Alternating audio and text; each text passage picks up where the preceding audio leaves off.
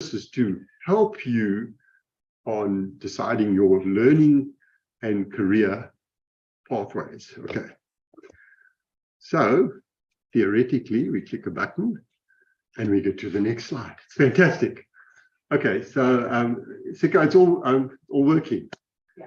Siko is our Chief Technical Officer, and Leanne is our Chief Executive Officer. So we got some very important people watching me, putting me under pressure. But yeah, okay. So look at this picture. There's lots in this picture. There's a road, and the road is a long road ahead of you. You guys have got, I don't know, I've worked for 45 years, so, and I'm still doing some work. So, it's a long road, and there's a balance between work or career and learning. Okay, and that's really what this talk is about, and it's helping you. Hopefully at the end of this, you're going to have some building blocks to make career choices, but also learning choices that go with career choices. Because you can't say, I want to be a doctor, and then you don't know what to study. You've got to, so it's about that, okay? And here we're at Charter Business College, but with all due regard to the CEOs leaving, if in the back of your mind, you actually have a different career choice to what Charter can offer, that's fine, okay? Follow what you want to do in life. That's the important thing. And I'm sure you've heard this 100 times from everybody, but if you don't do it, you become sad. I'm not sad. Okay, so let's start now with learning. Okay, and this is like a theory lecture. If you went to become teachers at university, this would be one of your first lectures by one of the professors there, and it's the principles of learning. What do you learn? And so you can do formal learning, and I'm going to go over these blocks a few times. Formal is like school. You go to school, there's lessons, it's structured. At the end, you get your Umalusi matric certificate. Okay, that's formal. But if you look in the block of formal, you'll see on the one side it says qualification. I'm sure you're all young, so you can see perfectly well. You can see the slides, so you can get Umalusi is a qualification. Okay, formal learning towards a qualification. You can also do formal learning towards a license. And you're like, oh, hello. Hi, I'm just going to keep going, but you must just ask questions. But we've just started and we're talking about learning.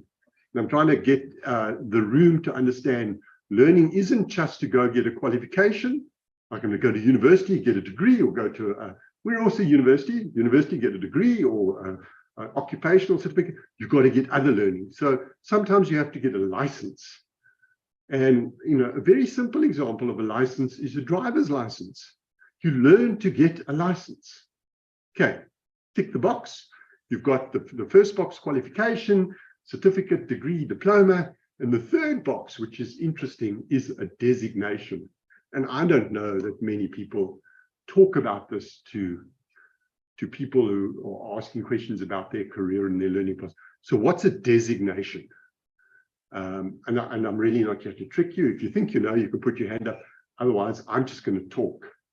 But, stop me if I'm talking too fast or I'm not making. A designation is, here's a very good example. If you want to be an engineer, okay, it's not in sorry, we don't offer it at Charter, but it's a thing you'll understand. If you want to be an engineer, you go to university.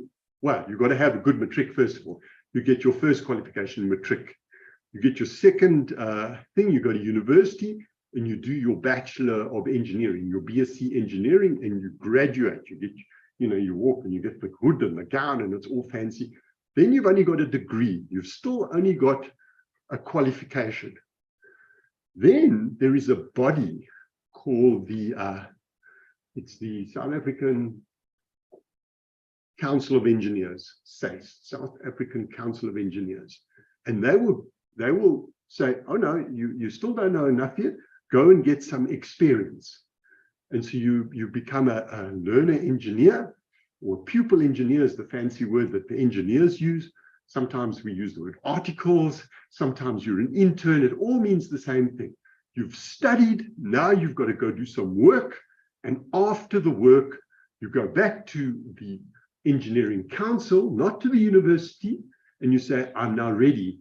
And they will say, we will make you a principal engineer. That's a designation.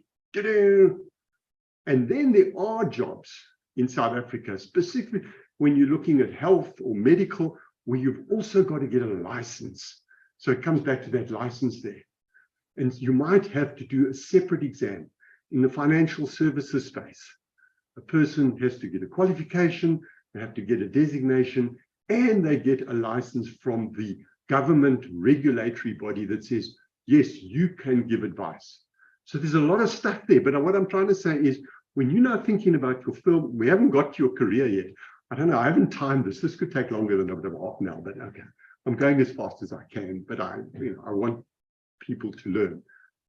There are 3 different perspectives just in the formal learning. Then there's non-formal learning. Okay, now when you, what's non-formal learning? If you go to a conference, so maybe you were at school and your school said, we're going to send you 3 guys to a conference on leadership. And you're going away, it's structured, you go away, and at the end you get a certificate, but it's not a degree, but it's not formal, because you don't get that license or that designation or that degree or that certificate, but you get a piece of paper to say you attended the conference, or you attended the workshop, or you attended the seminar. And I want to say right now, it's as much as formal learning is important, non-formal learning is also important. Things like leadership and time management and team building and being able to work in a group, all of those things are teachable things that you need to collect in your skills bag as well. Okay, we come back to this picture. So that's non-formal, and then there's even informal. And this is a very good example of informal learning. You're here, you're learning. And I really do hope that 10 years from now, you'll say, wow, John had an impact on my life. That's very arrogant. But you see how important informal learning is, because if we go back to that first slide with the road, and I put you on the wrong road, now you've got to reverse. And let me talk about my daughter who's in Canada. And that's just, I'm not trying to brag, but she's in Canada, which sometimes annoys me because she's far away. So I'll tell you a story quickly. She was good at maths. Okay, and all the teachers said, oh, you're good at maths. And honestly, she was like, got distinctions nearly 100%, did add maths, did extra maths. And so the teacher said, oh, you've got to become a chartered accountant. By the way, a chartered accountant is a designation, not a qualification. Eh? The qualification is a degree in accounting and auditing, honors degree, but the designation given by the professional body is chartered accountant. So she became a chartered accountant. And so what happens is you're on this road. She's learned, the teacher set her on this career path. She didn't listen to dad. Okay. And now she's 37 and she's frustrated. So now she's like having to navigate. But I've said to her, you know what? It's a bit late to change your career path now, but we'll talk about that. So there's my daughter, Kristen, who's a financial manager, doing accounting and auditing work every day, and actually not happy with life, and earning good money though, earning good money, but not happy. And so happiness is important. Okay, and so informal is getting experience, experimenting, learning, listening. And I want to just, okay, so that's learning types. We're going to come back to that because we're going to talk about your learning. So now, this is the key to today's lecture, or oh, that's what I like to talk, engagement. Is masterclass. So that sounds fantastic. The career defining choice matrix. 3 things you've got to think about. Now we're talking about career. We're not talking about learning anymore. We've put learning aside. Now we're going to talk about your career choices. There are 3 blocks you've got to answer questions about. The first block is, do you want to be an expert? Or do you want to be a manager? Or do you want to be an entrepreneur? Okay, I'm going to go through those again, because I'm hoping as I'm talking to you, you're processing this and you're saying, But before I go a bit further, let me look at the 2 blocks below there.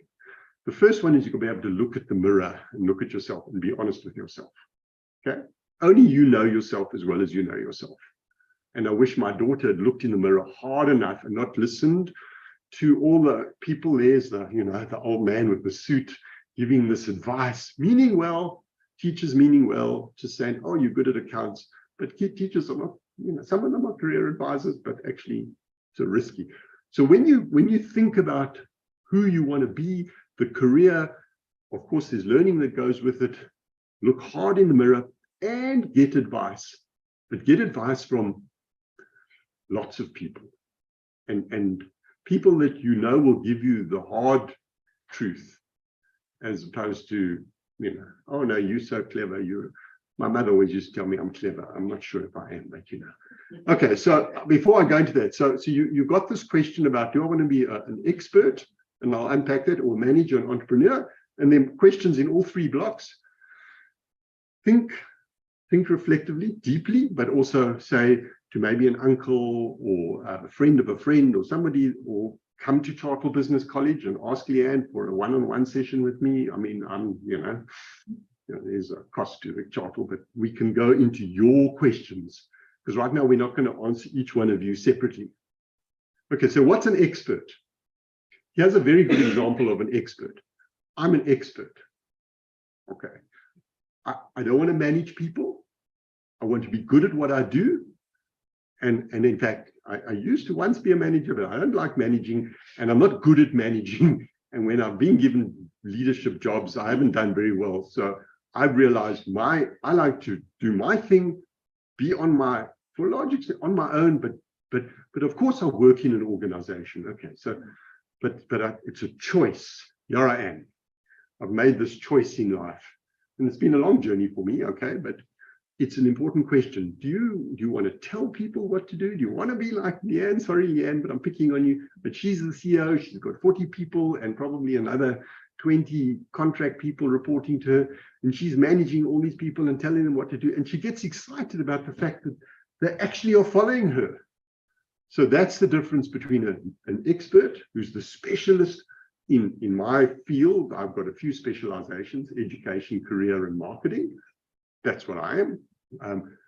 But I wouldn't put myself down as a good manager. Or do you want to be an entrepreneur? And that's the interesting question.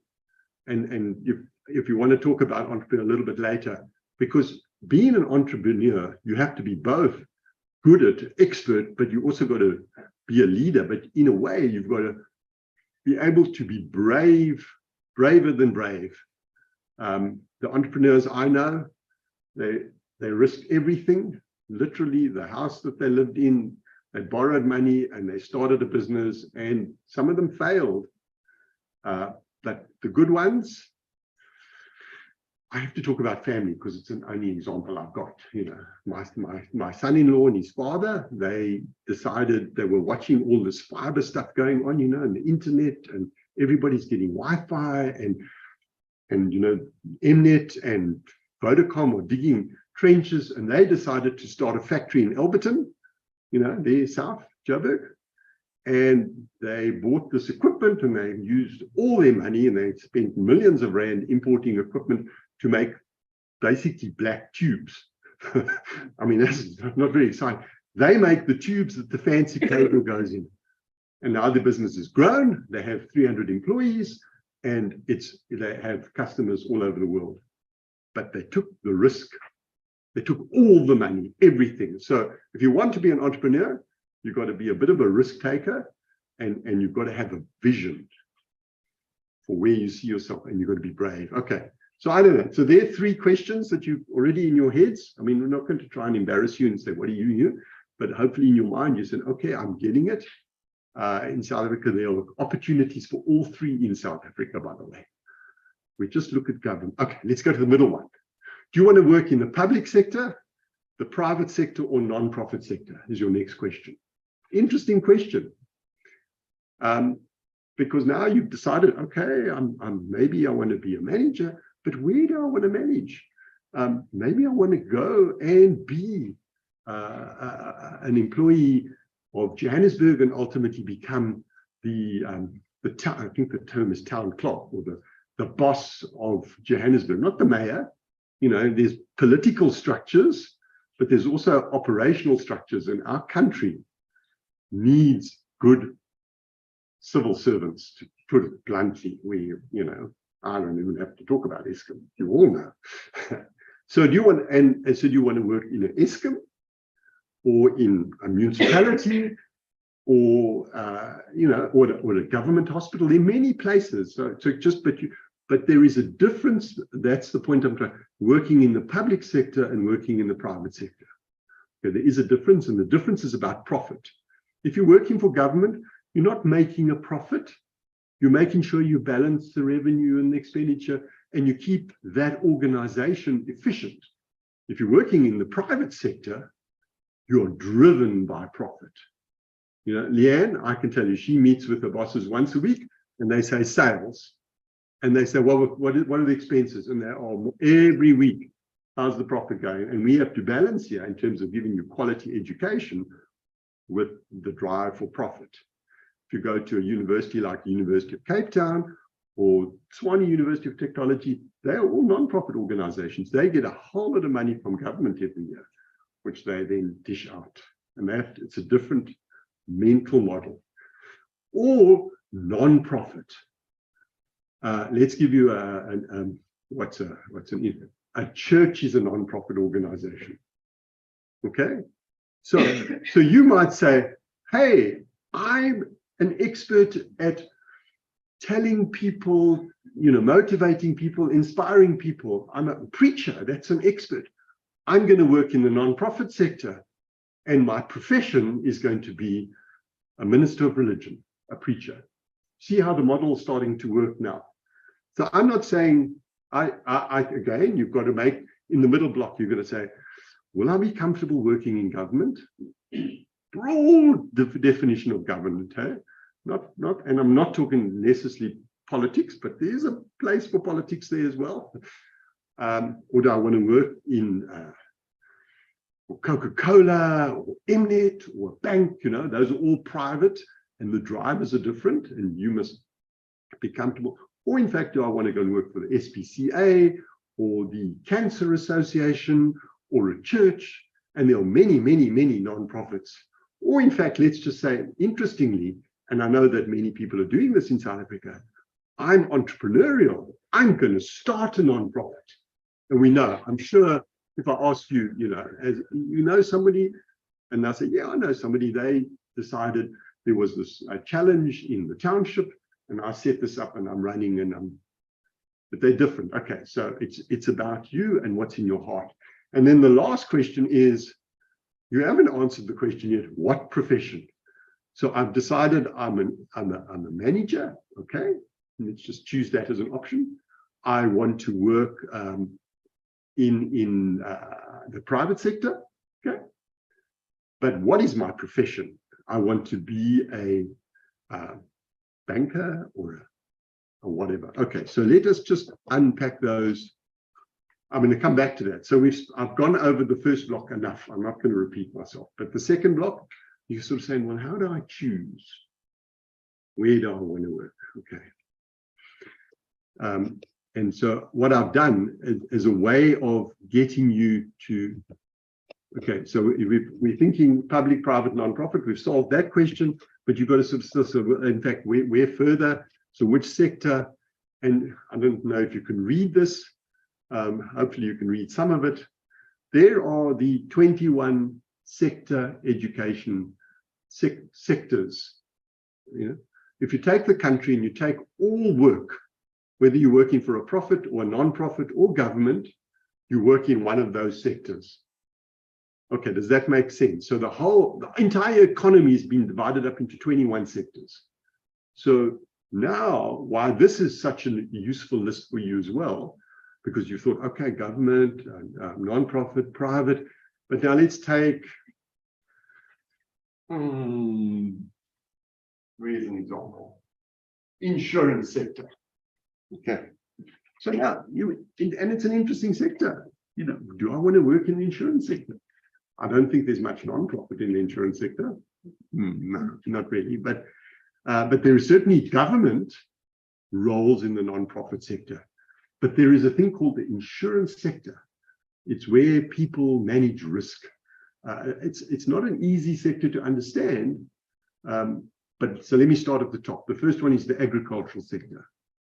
Okay, so now you think, oh, agriculture, I've got to be a farmer. No, it's not a simple step like that. I want to be in the ag, and I really struggled with my daughter trying to get this message through to her, because now remember, she's this chartered accountant. She's made that learning choice. So I said, and her name's Kristen. I said, Kristen, at least decide which sector you want to be in. She's a gym bunny. Is that or not? That's a good word, eh? She has a six-pack, I promise you.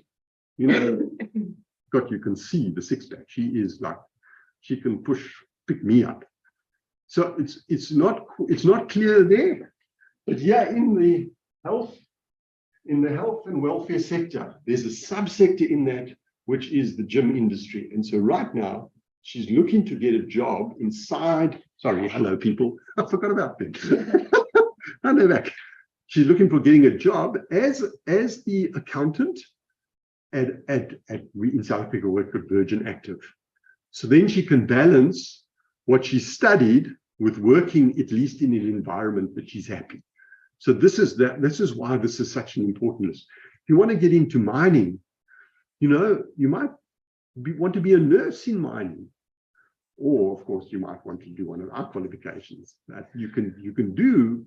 For example, a general management qualification here with us and still get into mining. Doesn't mean you've got to go right down to the gold face and dig the stuff out the bottom. So I hope I'm making the point here. It's such, I wish when I was young, somebody had given me a list like this. And that's why if we go back to the way I said that, looking in the mirror, you've also got to look at these lists and think about them and say, I remember when I was at school, I wasn't good at maths really. And the teacher said, no, you must go, well, you weren't good at maths and I liked sport. And they said, no, you must go work in the hotel industry. And I was like, And then my father's a lot older than me. And one day, you know, he's from the old school, wrote me a letter. Dear John, this is an honest story. This is not just, dear John, I have enrolled you at Rhodes University. You are doing a BCom and you're going to become an accountant. Love, Dad. I don't even know if he put love. Regards, Dad, probably. Got the letter, got the thing from Rhodes. I'm leaving school, get the thing Rhodes. Off I go to Rhodes. I get my degree. He's found me a job even. I'm going to become this accountant, this chartered accountant. And a year later, I just said, dear Dad, I can't do this. I actually spoke to him. He was devastated, honestly, and he's passed away a long time ago. Even the last few days of his life, he said to me, I'm so disappointed. You should have, I'm like, oh, Dad, please, man. So I didn't have this list. And so what I did is I did what many South Africans do. I looked for a job. And there was a job at Eskom, and people said, oh, Eskom's a good place to work. You know, this is 1979.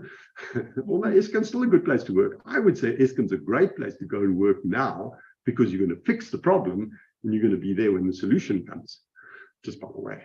And so I got a job at Eskom and I just took a job, and I was like, okay. And then eventually I found I liked people and I liked training and I liked education, and I've now been in this space for most of my life. Okay, so I actually am in this sector here. You got it. I'm in the education, training, and development space. That's where I am. I'm an expert, not a manager. And my qualifications are in that field. I'm a master skills development practitioner, if you want to have the fancy term. That's my designation. It's like a chartered marketing accountant or a chartered accountant. Okay, so I wanted to share that, and so let's come back to this now. We've looked at sector, and I'm moving slower than I'd hoped. Now we're going to talk about you and the profession. Okay, so I'm an expert, or I'm a manager, or I'm a specialist, or an entrepreneur. I want to work in the agricultural sector, but actually I want to be, let's go. This is just this I've got off the internet. Google is amazing now, especially for academics like me. We don't have to do research. No, we do.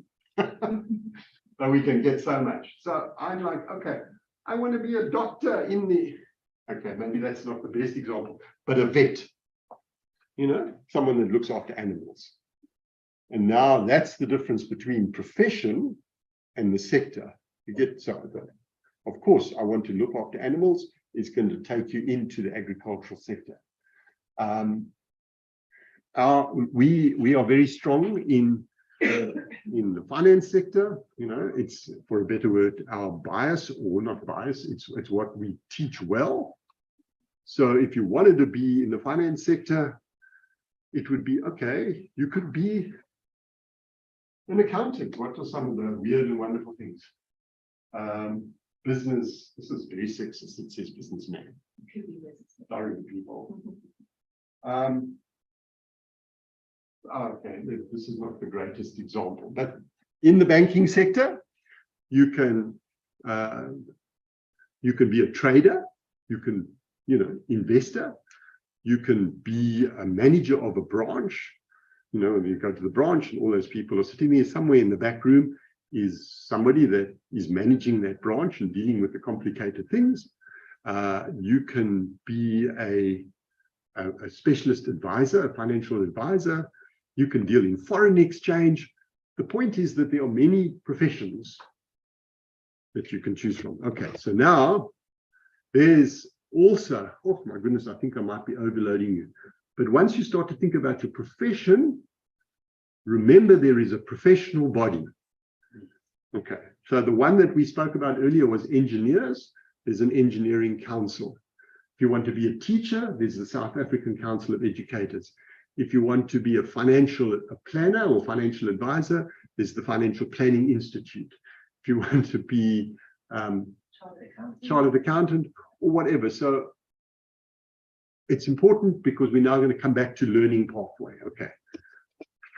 And there's some more, there's plenty.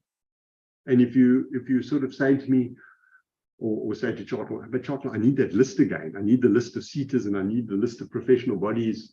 We've got all this available for you. So, don't like, oh, I don't know where to find it. You just send an email and we will send it to you. Okay. So coming back there, we now got a better idea of those three questions. And I then have to come back to what have you got to learn? Okay. So I've decided I want to be, I've got to get, if my goal is to become a banker, I want to be a branch manager of a bank. So I want to manage people, but I want to do it in the financial services sector. So I've chosen and I'm going to be a banker. You say, well, what's a banker? There is an organization called the Institute of Banking of South Africa, and you can become a chartered banker. It's a designation. Okay, so the point here I'm trying to also make is there are many, many career options. Most of us think, oh, teacher, doctor, lawyer, accountant, engineer, and that's all the careers, maybe nurse or teacher, but there are many options. Okay, so now, if you want to become a banker at Nedbank, let's give it a real name, and you want to run the Sandton branch, okay, so you have to have a financial qualification, you have to have management training, and you have to have a designation, and you also have to have a license. Okay, so the first part, the qualification, you're going to be a senior manager at Nedbank, you're going to have a degree. Now, let me just do the little advert for Charter Business College. We have the BBA and we have an elective or a third year, which is in financial services, works very nicely. So tick your block, you get your degree, your BBA, financial services. You have to get a designation. We have a good relationship with the Institute of Banking of South Africa, and we can put you on the career, on the designation part. You'll become there's a level before professional banker, and then there's chartered banker. So there are three levels. And because gentleman at the back's not young, but you would start off and you'd be, I can't even think of it, trainee. That's not the right word.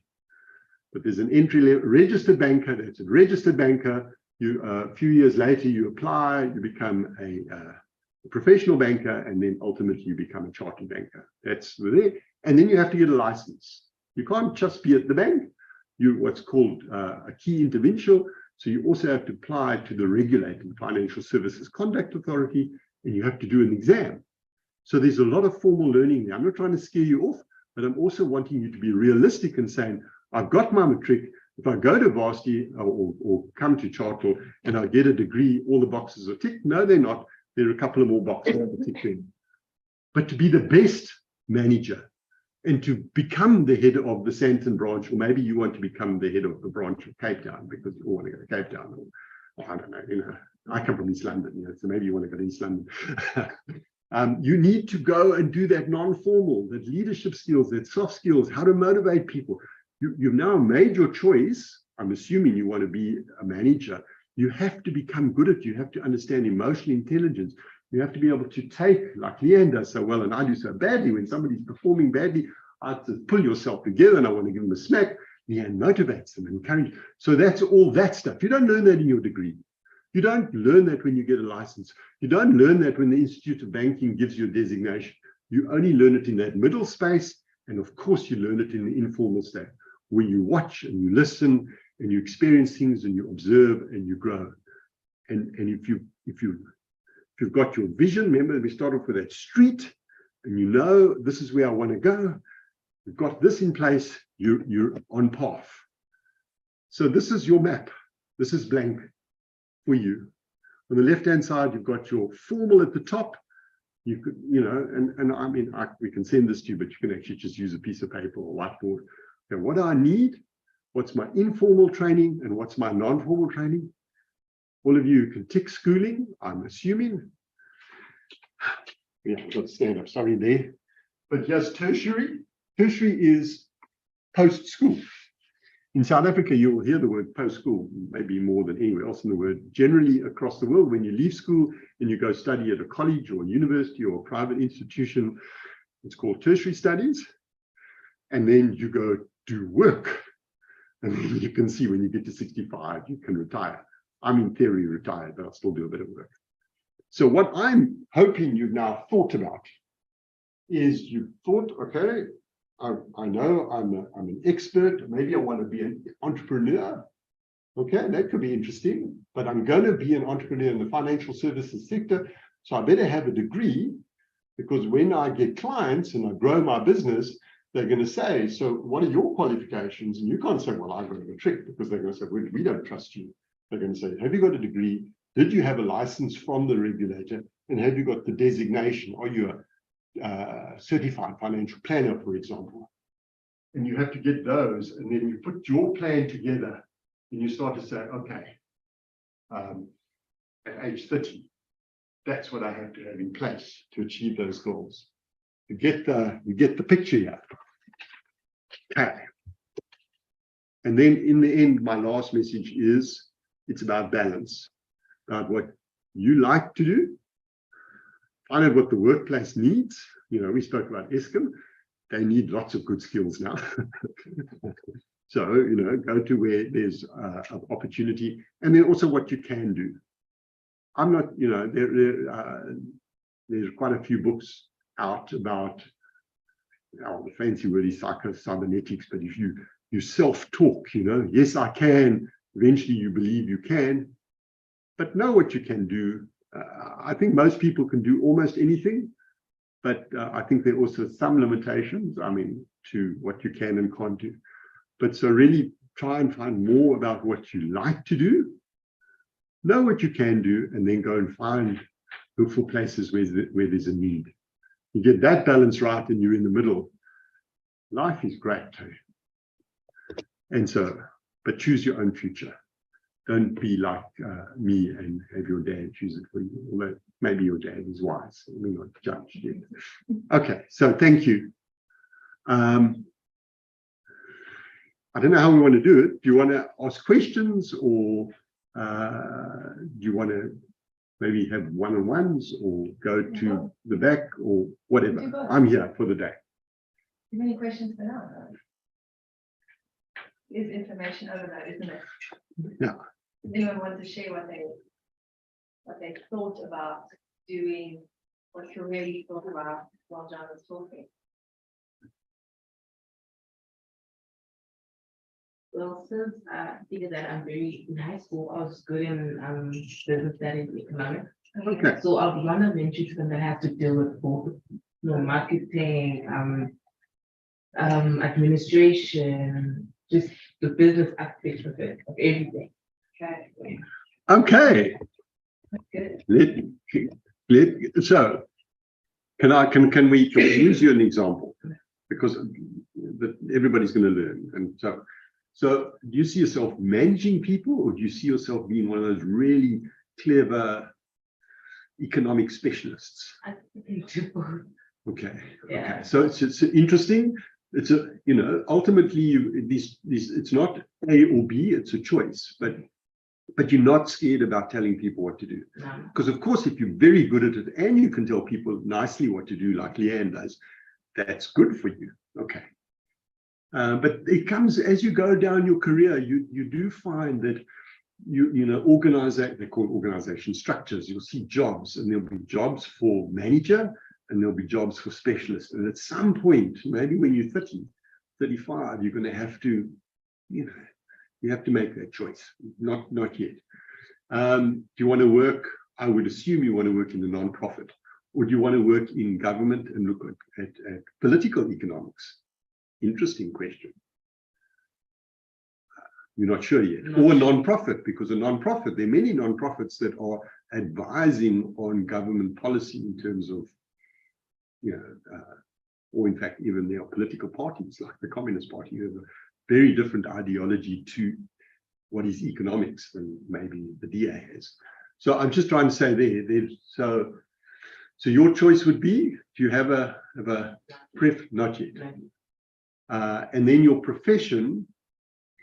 So you mentioned a few things, and so if you go into marketing isn't being in an advertising agency. Okay, I mean, the head of marketing at a big organization, I don't know, Coca-Cola, we all know Coca-Cola. I mean, that's a highly qualified, highly specialized field. It's not somebody that just organizes parties and pops balloons. Some people have that perception of marketing. Marketing in itself is you can become a chartered marketer, or you can become because you said economics, you could become the chief economic advisor at the Reserve Bank, specialized field. So there are questions, but I think hopefully you guys have also got some thoughts. The nice thing here is you narrowing where you want to go. And you don't have to answer every question now, by the way. I mean, but what you do know is you're not going to go to university and do a fine arts degree. No. Yes, no. No. You're going to go and do a commercial qualification. That would be wise. Bachelor of Business Administration would be a wise choice, in my view. Okay. All right. Royalty, is that royalty? Am I right? You want to be king? No, I'm just joking. Have you thought about anything? Yeah, basically I want to go in a field of real estate. Real estate? Yeah. Fabulous. Property? Yeah. Okay, let's go. Do you want to be a real estate, sales? People say, oh, sales. But I mean, you can, my sister-in-law is a salesperson. She operates the Sandton area and some of the Cape area. She's far richer than I've ever been, but she has no staff. She doesn't want to have staff. She does sales. She closes deals. She's currently on a 200 million rand deal in Waterfall. When she closes that, she gets 6% commission on 200 million rand. It's a big number. So I'm not saying that's what you want to be, but I'm just trying to say, or you can be the head of a whole estate agency, business. Pam Golding is probably one of the biggest. There was a lady called Pam Golding. She's still alive. Is she alive? 50-50. Sorry, Pam, you're alive. But I mean, she built the structure and she managed, and in the end, she wasn't selling anything. She was running the business. But in property, you get the point. She, of course, was in the private sector, absolutely. And her profession, my sister-in-law is a salesperson. The other, Pam Golding, she is The profession is manager. Yeah. Okay. Okay. So we're not going to put any more pressure on you, but in fact, thanks for sharing. Do you want to share? This feels like going to church. Yes, no, no, yes, yes. Okay.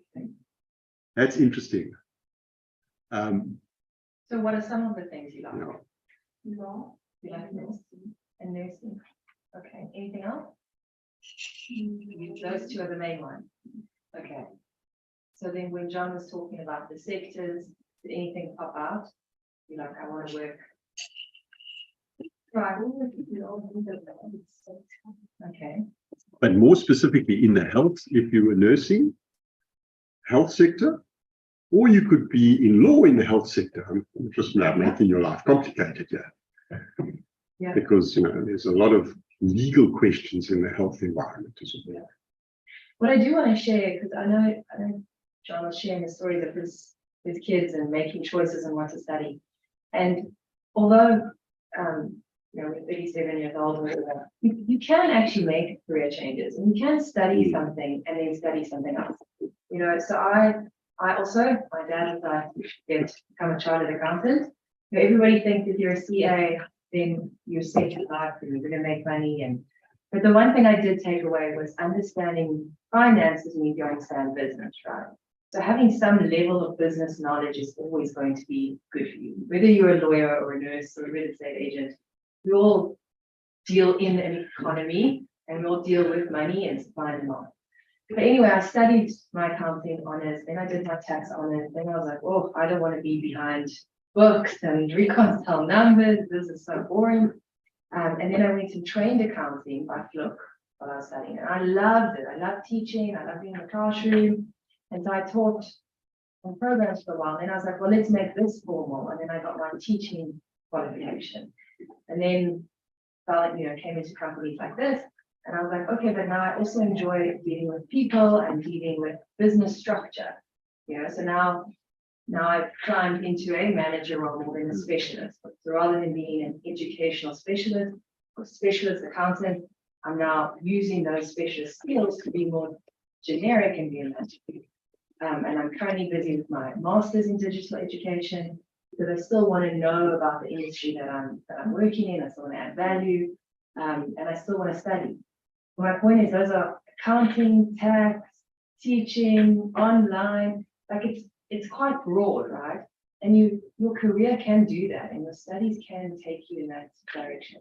So if you start as a real estate agent, and you get on the ground and you meet people and you learn property and you love it, and then you go and do sales short courses and you find home, and then you realize, oh, I actually like managing people, and you start my own company, do management qualification. So it can evolve, So you could start with law, and then be like John said, move into the health industry and realize, oh, I actually want to be a bit more specialist here and do a health qualification or a short course or so you can tie it in with your law degree. You're never completely set and all of your options are out there, So it's good to have people that you can have conversations with, whether, like John mentioned earlier, whether it's your cousins, your friends, your parents, professionals. There's lots of universities that are happy to have conversations about what to study and where it will take you and what your options are. So keep evolving, pick one, don't not start because you don't know where you're going to land at 50 here. Just start. So it's a good place to go. Okay. Okay. We can go on. Yeah. I do want to mention this, that you're all in this fourth industrial revolution, that's what we call it. And we're moving into the fifth industrial revolution. And a very good example of what's happening in the fourth industrial revolution in the education space is there was an AI robot bot. I mean, you guys know the technical words better than me. Who wrote and passed the doctor's exam in Canada, which is very funny, actually. I think. But it's very interesting. So everyone said, oh, well, we don't need doctors anymore. And the reality is you do need a doctor because a robot can't do what's happening here in the room. can never. You know, it's an automated machine. And so I think the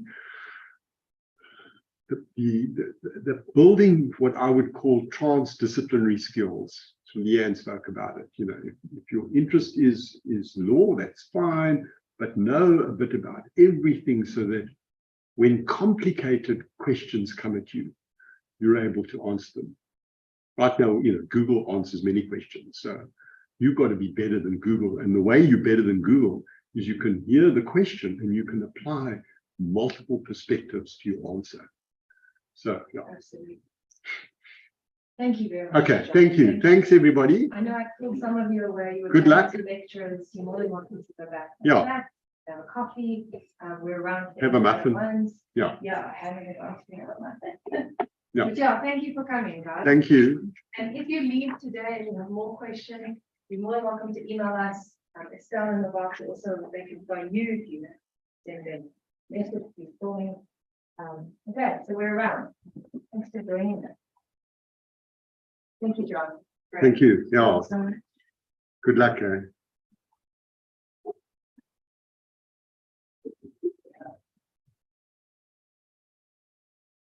Yeah, you got everything. Thank you.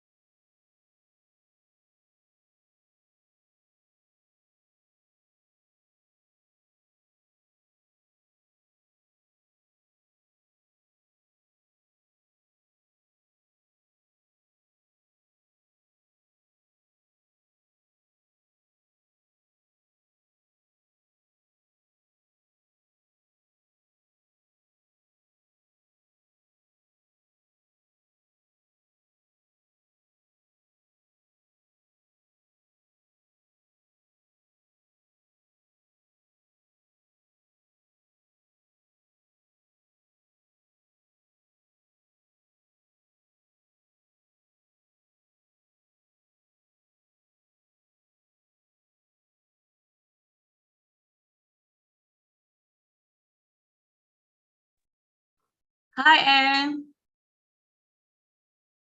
Andy.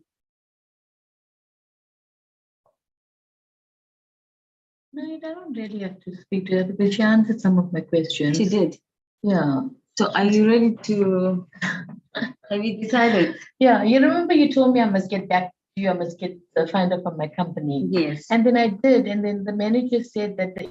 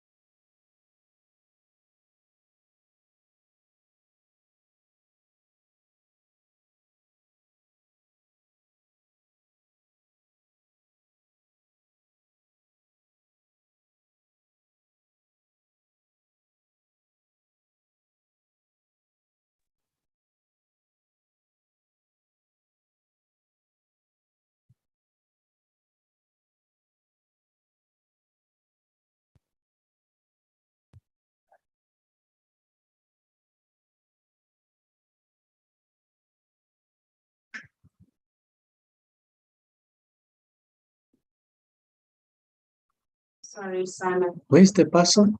Are you still there?